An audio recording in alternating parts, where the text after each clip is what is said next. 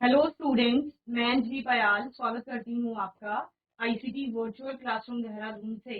कैसे हैं आप सब लोग? उम्मीद करती हूँ आप सब लोग अच्छे होंगे और अपनी लाइफ में बहुत बेहतर कुछ कर रहे होंगे। आज हम बात कर रहे हैं क्लास 10 के साइंस की, और जैसा कि आप लोग जानते हैं चैप्टर 1 आप लोगों का यहाँ पर चल रहा है, केमिकल रिएक्शंस एंड इक्वेशन, रासायनिक अभिक्रियाएं एवं समीकरण। यहाँ पर लास्ट सेशन में हमने अभिक्रियाओं के लिए समीकरण बनाना सीखा था, और फिर हमने बोला था कि जो समीकरण आ रही हैं उनको संतुलित करने की आवश्यकता है, तो वो आज के सेशन में हम लोग सीखेंगे, ठीक है ना। तो how to balance a chemical reaction, ठीक है ना। किसी रासायनिक अभिक्रिया के लिए जो समीकरण दी गई है उसको कैसे बैलेंस किया जाता है। टू बैलेंस द गिवन और any chemical equation follow these steps. Okay, किसी भी समीकरण को संतुलित करने के लिए कुछ यहाँ पर स्टेप्स हैं, कुछ चरण हैं जिनको आपको फॉलो करने होते हैं। सबसे पहले जो आपके पास इक्वेशन दी गई है उसको हम इस प्रकार से लिख लेंगे। देन फर्स्ट स्टेप पे क्या करेंगे, right the number of atoms of elements present in reactants and in product in a table as shown here। ठीक है, आपको क्या करना है, जो भी वहां पर आपके पास एलिमेंट्स हैं उन एलिमेंट्स को एक टेबल में लिखना, ठीक है ना। एक सीरीज में ऐसे आप एलिमेंट्स के या एटम्स के नेम लिख देंगे। Then number of atoms in reactant and number of product atoms in product, यानी रिएक्टेंट अभिकारकों में परमाणुओं की कितनी संख्या है उस तत्व की, और उत्पाद में परमाणुओं की कितनी संख्या है वो आपको बतानी है। तो आपने एक कॉलम में लिखा number of atoms in reactant, अभिकारक में परमाणुओं की संख्या, number of atoms in product, उत्पाद में परमाणुओं की संख्या। तो जैसे आपने यहाँ पर नेम ऑफ एटम यानी कि एलिमेंट का नाम लिखा आपने कि कौन सा तत्व है, तो कौन कौन से आयन है, एक तो एक हाइड्रोजन है और एक आपका ऑक्सीजन है, तीन आपके पास यहाँ पर एलिमेंट्स है। तो आपने लिख लिया ion, hydrogen, oxygen. Okay, now ion यानी लोहे के number of atoms in reactant, यानी कि अभिकारकों में लेफ्ट हैंड साइड में कितने परमाणु हैं, तो Fe लिखा है ओनली, दैट मीन्स एक एटम है, तो 1, ठीक है ना। यहाँ Fe3 है तो नंबर ऑफ एटम्स कितने हो गए, 3 आयन की। देन हाइड्रोजन, हाइड्रोजन में लेफ्ट हैंड साइड में 2 हैं और राइट हैंड साइड में भी आपके 2 है। ओके, देन आपका ऑक्सीजन, लेफ्ट हैंड साइड में 1 है और राइट हैंड साइड में O4 यानी कि 4, ठीक है। तो पहला स्टेप आपका यहाँ पर कंप्लीट हो जाता है, जहां पर आप नंबर ऑफ एटम्स बताते हैं ईच एलिमेंट के लेफ्ट हैंड साइड में भी और right hand side. Okay, now हमें देखना है कि कौन कौन से इक्वल नहीं है, यानी कि number of atoms left hand side और राइट हैंड साइड में बराबर नहीं है। तो आयन के भी नहीं है और ऑक्सीजन के भी नहीं, ठीक है। लोहे का एक ही परमाणु है बाईं ओर और दाईं ओर उसके 3 परमाणु, जबकि ऑक्सीजन में बाईं ओर 1 है और दाईं ओर आपके 4। बैलेंस सिर्फ क्या है, हाइड्रोजन की उसके दोनों तरफ 2-2। तो अब इन दोनों को बैलेंस करने की यहाँ पर आवश्यकता है। तो किसको पहले बैलेंस किया जाएगा, तो सेकेंड स्टेप बताता है balance the atom which is the maximum in number on either side of chemical equation. सबसे पहले उसको बैलेंस किया जाता है जिसके मैक्सिमम नंबर, ठीक है ना, एटम, उसको चाहे किसी भी साइड में। In this equation, the number of oxygen atom is the maximum on left hand side, right hand side। आपने क्या देखा यहाँ पर O4 है, ठीक है ना, जो कि सबसे ज्यादा है, परमाणुओं की सबसे ज्यादा संख्या ऑक्सीजन की है दाईं ओर, तो सबसे पहले उसी को बैलेंस किया जाएगा। To balance the oxygen, one needs to multiply oxygen on left hand side by 4 so that number of oxygen atom becomes equal on both sides। इसके लिए हम क्या करेंगे, बाईं ओर, क्योंकि दाईं ओर तो 4 है, बाईं ओर भी हमें क्या करना है, 4 करना है, तो हम 4 से गुणा कर देते, ठीक है ना।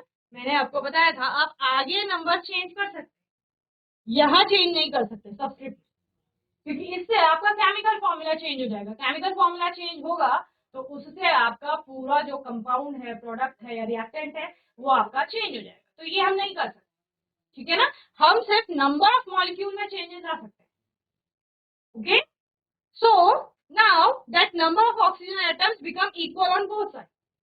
इससे क्या होता है, जब हम 4 into H2O यहाँ पर कर रहे हैं तो 4 यहाँ हो गया ऑक्सीजन और 4 ही यहाँ, तो पहले से 4 थे, तो दोनों साइड हम बोल सकते हैं कि ऑक्सीजन बैलेंस हो गया। अभी हमें और देखने की आवश्यकता है कि किस किस को बैलेंस करना है। अभी आयन आपका बैलेंस करने के लिए है और हाइड्रोजन पहले बैलेंस थी, लेकिन यहाँ 4 से गुणा करने के बाद वो फिर से उसमें एक इम्बैलेंस आपको देखने को मिलता है, तो अभी उसको भी बैलेंस करने की आवश्यकता है। नाउ थर्ड स्टेप में हम क्या करेंगे, the number of hydrogen atoms becomes 8 on left hand side which is more than that on right hand. मैंने क्या कहा, हाइड्रोजन में एक इम्बैलेंस आपको देखने को मिलता है, क्योंकि हाइड्रोजन अब लेफ्ट हैंड साइड में 8 हो गए हैं, लेकिन राइट हैंड साइड में अभी भी 2 ही। तो अब आप क्या करेंगे, to balance it one needs to multiply the hydrogen on left right hand side by 4। Okay, अब आप क्या करेंगे, दाई और जो आपकी हाइड्रोजन है उसको 4 से गुणा करेंगे, 8 बनाने ना आपको, तो लेफ्ट हैंड साइड में तो 8 है, राइट हैंड साइड में आपका H2 ही था, तो इसको 8 बनाने के लिए 4 से मल्टीप्लाई करेंगे, तो अभी बैलेंस हो गया। O आपका बैलेंस है यहाँ यहाँ, और हाइड्रोजन आपकी यहाँ बैलेंस हो चुकी है ना। अब हमें आयन को बैलेंस करना है, ठीक है, किसको बैलेंस करना है, आयन को। After that, number of oxygen and hydrogen atoms become equal on both sides. The number of ion is 1 on left hand side, while it is 3 on right hand side. To balance it, multiply the ion on left hand side by 3. क्या कहा गया है यहाँ पर बताया गया है, क्योंकि हाइड्रोजन बैलेंस हो चुकी है, 4 इंटू 2 8 हाइड्रोजन है, 4 इंटू 2 8 हाइड्रोजन है, ठीक है, ऑक्सीजन 4 है यहाँ पर, ये 4 इन दोनों एटम्स के लिए होगा, है ना, जो आगे लिखा गया है वो सभी के लिए होता है, अगर इसमें 2 की जगह 3 एटम्स भी होते हैं, 4 होते हैं, तो वो सभी के लिए होता है। ओके, देन यहाँ पर 4 ही ऑक्सीजन है, तो ऑक्सीजन और हाइड्रोजन दोनों बैलेंस है। अब हमको आयन को बैलेंस करने की जरूरत है, जो कि राइट हैंड साइड में 3 है और लेफ्ट हैंड साइड में 8 ही है, तो आप उसको 3 से गुणा कर देंगे, तो कितने हो जाएंगे, 3 हो जाएंगे, तो हमने आगे 3 से मल्टीप्लाई कर दी, तो ये पूरा CFE किस प्रकार से, ये आपकी बैलेंस इक्वेशन आ जाएगी, क्या 3Fe plus 4H2O gives Fe3O4 plus 4H2, ठीक है। तो बैलेंस करने के लिए हमने क्या क्या किया, यहाँ पर 4 लगाया, ठीक है, यहाँ पर 4 लगाया और यहाँ पर हमने 3 लगाया, ठीक है। चलिए, तो अभी आपकी समीकरण जो है वो संतुलित हो चुकी है, और उसके लिए हम देखते हैं, now the number of atoms of each element becomes equal on both sides, thus this equation becomes a balance equation, ठीक है ना।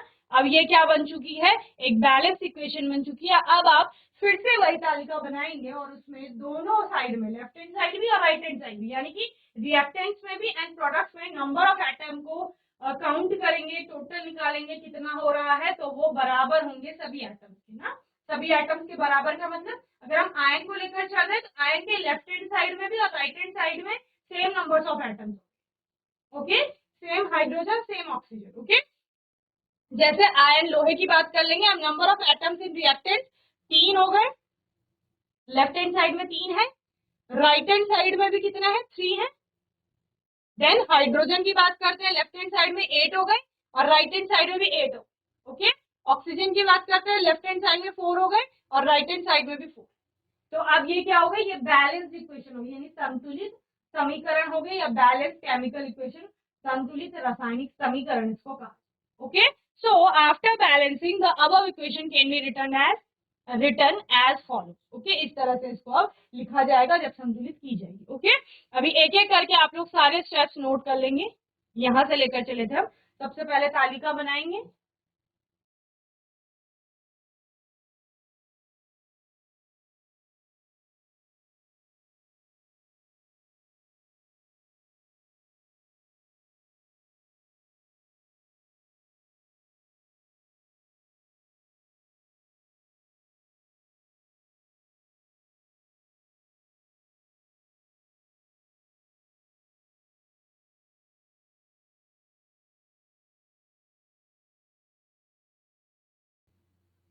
संतुलित रासायनिक समीकरण,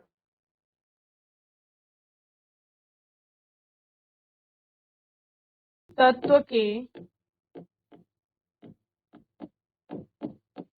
अभिकारकों व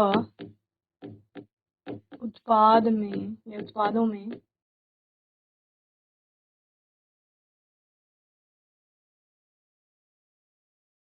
परमाणु की संख्या लिखना, ये लिखें, ठीक है।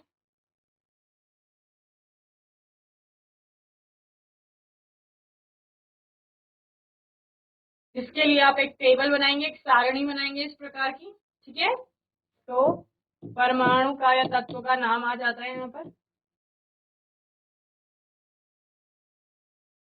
अभिकारक में परमाणु की संख्या, ठीक है, और यहाँ पर उत्पाद, ठीक है, उत्पाद में परमाणुओं की संख्या। यहाँ पर लोहा, हाइड्रोजन, ऑक्सीजन आप लिखेंगे और परमाणु की संख्या लिखेंगे।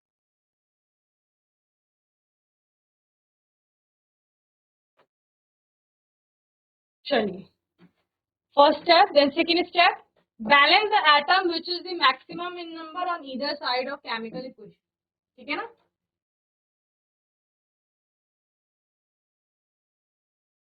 उस परमाणु को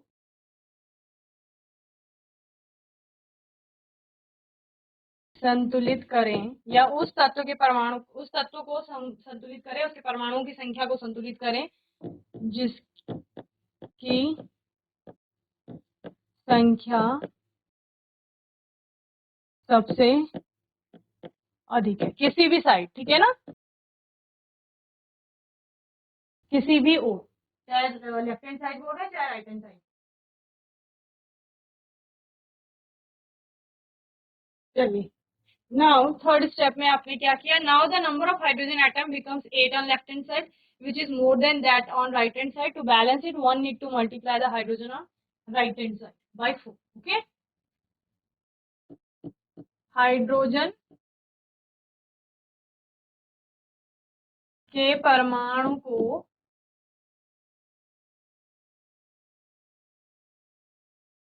संतुलित करने के लिए दाईं ओर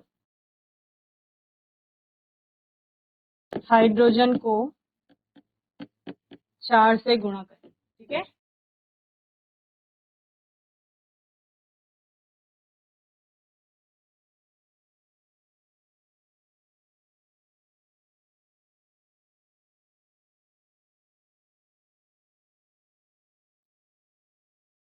चलिए, फोर्थ स्टेप में आप क्या करेंगे, आयन को बैलेंस करेंगे और उसके लिए Fe को संतुलित करने के लिए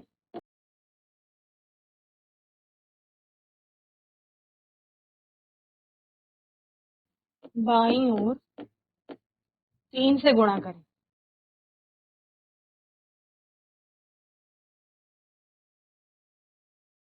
ठीक है।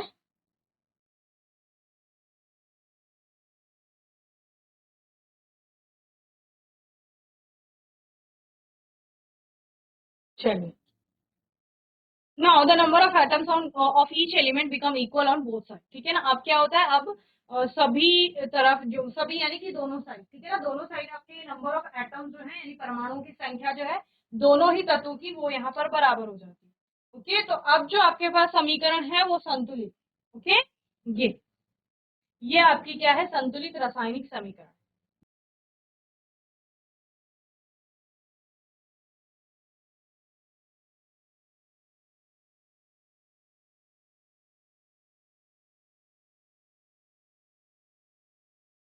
ये वाली, चलिए, तो ये इंपॉर्टेंट पार्ट कवर करता है आपका, ठीक है ना। नाउ मोर एग्जाम्पल्स, हमारे पास और उदाहरण है। बैलेंस द गिवन इक्वेशन, आपके पास एक इक्वेशन है वाटर फॉर्मेशन की, ये आप देखेंगे इसको किस प्रकार से बैलेंस करेंगे, H2 plus O2 gives H2, इसको बैलेंस करना है। तो यहाँ पर आपको क्या करना होता है, 2 लगा देंगे आप हाइड्रोजन में और वाटर में, ओके। आंसर भी आपको साथ साथ दिए हैं, तो आपको समझना है कि किस प्रकार से किया गया है बैलेंस, ओके। चलिए, नेक्स्ट एग्जाम्पल है आपके पास, ये आपने अभी जो किया था वही बात, ये दूसरा, ये Fe2O3 बन रहा है यहाँ पर, ठीक है ना, उसमें Fe2O4 बना है। CO2 plus H2O, carbon dioxide की वाटर के साथ रिएक्शन होती है तो आपका C6H12O6 बनता है, ग्लूकोज प्लस ऑक्सीजन बन रही है, इसके लिए बैलेंस इक्वेशन। ठीक है, तो इनकी प्रैक्टिस करेंगे आप लोग घर में। आंसर आपको दिए गए हैं लेकिन आप क्या कर सकते हैं, प्रैक्टिस कर सकते हैं। Fe2O3 plus C gives Fe plus CO2. Now, most important part of your chapter is types of chemical reaction. Okay, रासायनिक अभिक्रियाओं के प्रकार। अभी तक आपने क्या पढ़ा, रासायनिक अभिक्रिया पढ़ी। रासायनिक अभिक्रिया क्या होती है, उसके लिए समीकरण आपने देखे कि कोई अभिक्रिया है तो उसके लिए समीकरण किस प्रकार से लिखा जाएगा। फिर आपने कहा समीकरण को संतुलित करने की आवश्यकता है, तो वो हमने देखा कि किस प्रकार से संतुलित किया जा रहा है। जितना पॉसिबल हो सके, जितनी आपकी बुक्स में है, एक्स्ट्रा आपको कहीं से मिल रहा है, सारी केमिकल इक्वेशंस जो है उनको बैलेंस करने की प्रैक्टिस करते रहिए, क्योंकि उससे 1 नंबर का 2 नंबर का क्वेश्चन आपका बनता ही बनता है। ठीक है ना, और वो आपको आना भी चाहिए। नाउ, जितनी भी रासायनिक अभिक्रियाएं हम बोल रहे हैं, कोई भी चीज आपस में मिल रहा है तब अभिक्रिया हो रही है। एक किसी रिएक्टेंट को हम ऊष्मा दे रहे हैं, उससे भी अभिक्रिया हो रही है। अलग अलग प्रकार की अभिक्रियाएं हो रही हैं, कहीं पर कोई चीज बन रही है, कहीं पर कोई चीज टूट रही है। तो ये किन किन प्रकार की अभिक्रियाओं के अंतर्गत हम इन्हें पढ़ें। ठीक है, so taken into consideration different factors, chemical reaction are grouped into multiple categories. यहाँ पर आप अलग अलग प्रकार की अभिक्रियाएं पढ़ेंगे। ठीक है ना, कुछ अभिक्रियाएं आपको एक जैसी लगेंगी, बस थोड़ा सा उनमें डिफरेंस देखने को मिलेगा आपको। मेजर टाइप जो आपके हैं वो है combination, decomposition, single displacement, double displacement, oxidation, reduction और रेडॉक्स रिएक्शन। ठीक है ना, ये आपके मेन टाइप की रिएक्शन है जिनको आप लोग पढ़ते हैं। इनके साथ साथ कुछ और अभिक्रियाएं आती हैं, जैसे एंडोथर्मिक हो गया, एक्सोथर्मिक हो गया, प्रेसिपिटेशन रिएक्शन है और न्यूट्रलाइजेशन रिएक्शन। ओके, कोई कोई अभिक्रिया सपोज कॉम्बिनेशन में भी आ रही है और आपका एक्सोथर्मिक में भी आ रही है, ऐसा पॉसिबल हो सकता है। जैसे आप डिस्प्लेसमेंट रिएक्शन की बात करते हैं तो वो प्रेसिपिटेशन में भी आपको देखने को मिलती है। तो सेम रिएक्शन दो तरह से आपको देखने को मिल सकती है, तो आपको समझना है पहले कि अभिक्रियाएं है क्या, इनमें हो क्या रहा है। तो ये अभिक्रियाओं के प्रकार हैं आपके। ठीक है, इनको नोट कर लीजिए आप लोग। रासायनिक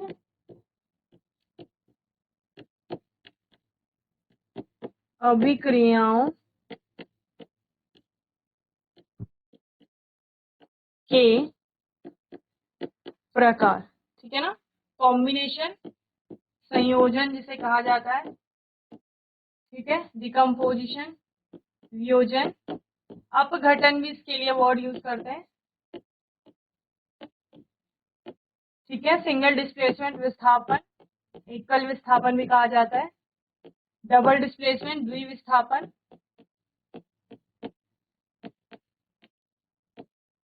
ओके, ऑक्सीडेशन, ऑक्सीकरण या उपचयन, रिडक्शन, अपचयन, रेडॉक्स, एंडोथर्मिक, ऊष्माशोषी, एक्सोथर्मिक, ऊष्माक्षेपी, प्रेसिपिटेशन, अवक्षेपण, न्यूट्रलाइजेशन, उदासीनीकरण।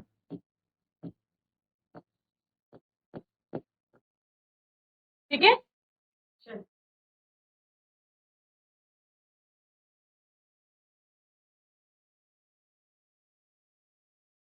GIC घंडियाल, अगर आप लोग को आवाज आ रही है तो हैंड रेज करेंगे, ओनली हैंड रेज करेंगे आप लोग। सारे बच्चे हैंड रेज करो, आवाज आ रही है तो। ठीक है, वेरी गुड। तो यहाँ पर हम रासायनिक अभिक्रियाओं के प्रकारों में बात कर रहे थे कि रासायनिक अभिक्रिया कितने प्रकार की होगी। सबसे पहला है कॉम्बिनेशन रिएक्शन, संयोजन अभिक्रिया जिसे कहा जा रहा है, उसको अच्छे से समझेंगे। देखो, कॉम्बिनेशन, कॉम्बिनेशन कौन से वर्ड से निकला है, कंबाइन वर्ड से निकला है। संयोजन, संयोजन का मतलब क्या होता है, हिंदी में जुड़ना। ठीक है, तो यहाँ पर कंबाइन हो रहे हैं, और कौन कंबाइन होंगे, जो आपके रिएक्टेंट है। रिएक्टेंट कौन से थे, जो किसी भी रासायनिक अभिक्रिया में पार्टिसिपेट कर रहे हैं, भाग ले रहे हैं, और जिनको हम किसी भी इक्वेशन में लेफ्ट हैंड साइड में लिख रहे हैं यानी बाईं ओर।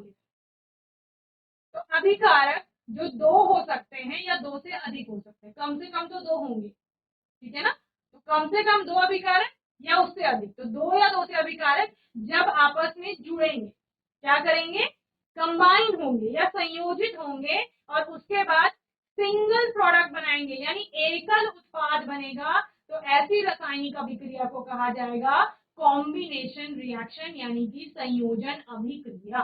क्या बोला मैंने, किसी कोई भी जो रासायनिक अभिक्रिया है उसमें ऐसी रासायनिक अभिक्रिया जिसमें दो या दो से अधिक अभिकारक या दो या दो से अधिक रिएक्टेंट जिनको कहा जाता है वो जुड़ करके या संयोजित होकर के कंबाइन होकर के एकल उत्पाद यानी एक प्रोडक्ट का निर्माण करेंगे, उसको कहा जाएगा कॉम्बिनेशन रिएक्शन यानी कि संयोजन अभिक्रिया।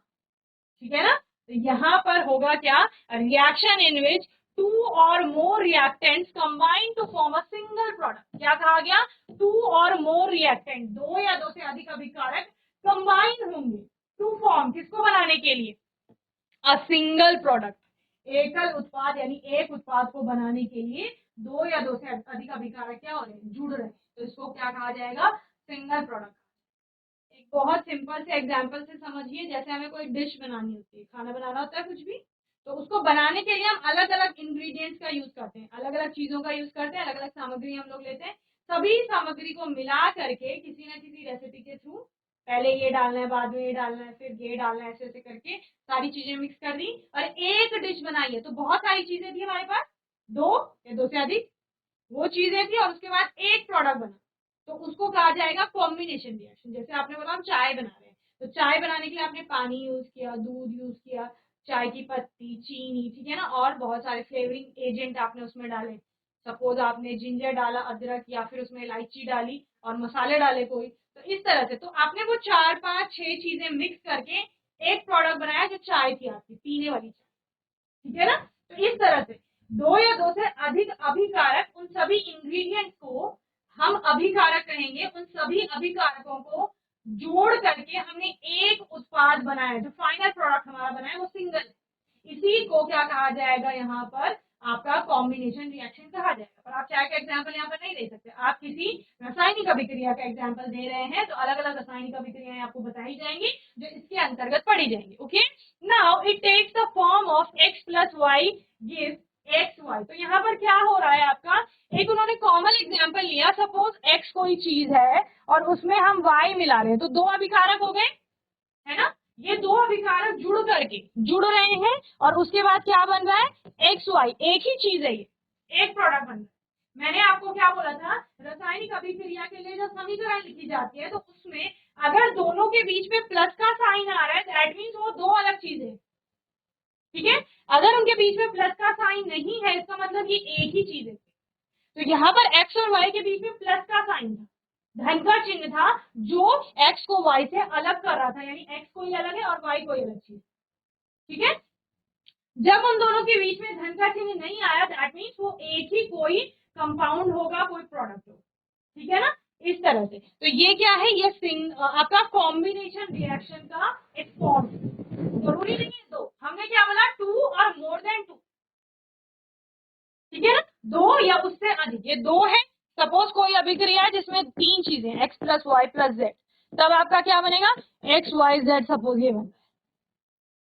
तो यहाँ पर दो या उससे अधिक, तीन यहाँ पर रिएक्टेंट्स हैं, तो तीनों कंबाइन हुए और एक ही उत्पाद बना। ओके, तो ये क्या हो जाएगा, एक कॉम्बिनेशन रिएक्शन हो जाएगा। So combination reaction is also known as synthesis reaction. इसको संश्लेषण की अभिक्रिया भी कहा जाता है, क्योंकि कोई चीज यहाँ पर संश्लेषित होती है, फॉर्म होती है, यानी कि बनती है। एक एग्जांपल ले लेते हैं इसका, जैसे NaCl की जो फॉर्मेशन है, NaCl क्या है आपका, कॉमन सॉल्ट जिसको कहा जाता है, या साधारण नमक भी कहा जाता है, जो हम लोगों को किचन में जनरली मिलता है, व्हाइट सॉल्ट, ठीक है ना। NaCl क्या बोलते हैं, सोडियम क्लोराइड। तो ये सोडियम क्लोराइड किस किस से मिलकर के बन रहा है, जब सोडियम की अभिक्रिया आपकी किससे हो रही है, क्लोरीन से हो रही है, तो सोडियम और क्लोरीन आपस में मिल करके क्या करते हैं, सोडियम जो है वो क्लोरीन को एक इलेक्ट्रॉन का दान करता है, उनके बीच में आयनिक बॉन्ड की फॉर्मेशन होती है और इसके फलस्वरूप क्या बनता है, यहाँ पर NaCl बनता है। तो ये NaCl क्या है, ये सिंगल आपका प्रोडक्ट है, दो NaCl के अलावा कुछ नहीं बन रहा है। अगर यहाँ पर प्लस का साइन लगा के एक और चीज लिख लेते तब दो चीजें बन रही है ना, लेकिन यहाँ पर सिर्फ NaCl है, तो ये एक ही चीज। इसको बैलेंस कर लेंगे, जैसे कि बैलेंस करना आपको आता ही है। तो सबसे पहले क्लोरीन को बैलेंस करेंगे, तो उसको बैलेंस करने के लिए यहाँ 2 लिख दिया। अभी क्लोरीन बैलेंस है दोनों जगह, लेकिन सोडियम बैलेंस नहीं है, वहां सोडियम के 2 है, यहाँ एक ही है, कुछ नहीं लिखा गया है आगे पीछे, इसका मतलब एक है, तो यहाँ आप 2 लगा देंगे। तो इस तरह से ये इक्वेशन बैलेंस भी हो। तो ये कॉम्बिनेशन रिएक्शन की का एग्जाम्पल है, जहां सोडियम आपका क्लोरीन से अभिक्रिया करके सोडियम क्लोराइड एक उत्पाद बना। ठीक है, तो 2 अभिकारक है आपके पास, सोडियम और क्लोरीन, और वो दोनों मिलकर के सोडियम क्लोराइड बना। ओके, इसको कहा जाएगा आपका संयोजन अभिक्रिया। ओके, अब आप क्या करेंगे होमवर्क में, आप होमवर्क में कॉम्बिनेशन और डिकम्पोजिशन ये दोनों अभिक्रियाएं अच्छे से पढ़ करके आए। ठीक है, यानी संयोजन अभिक्रिया और वियोजन अभिक्रिया को घर में पढ़ें। फिर आने वाले सेशन में हम इसको और अच्छे से समझेंगे। बाकी कोई डाउट होगा, क्वेश्चन होगा तो आप लोग सेशन में पूछ लेंगे। आज के सेशन में GIC घंडियाल के बच्चों ने बहुत अच्छे से रिस्पॉन्स किया। सभी बच्चों को ऐसे ही पढ़ाई करनी है, और तब तक के लिए ICT वर्चुअल क्लासरूम से जुड़ने के लिए धन्यवाद।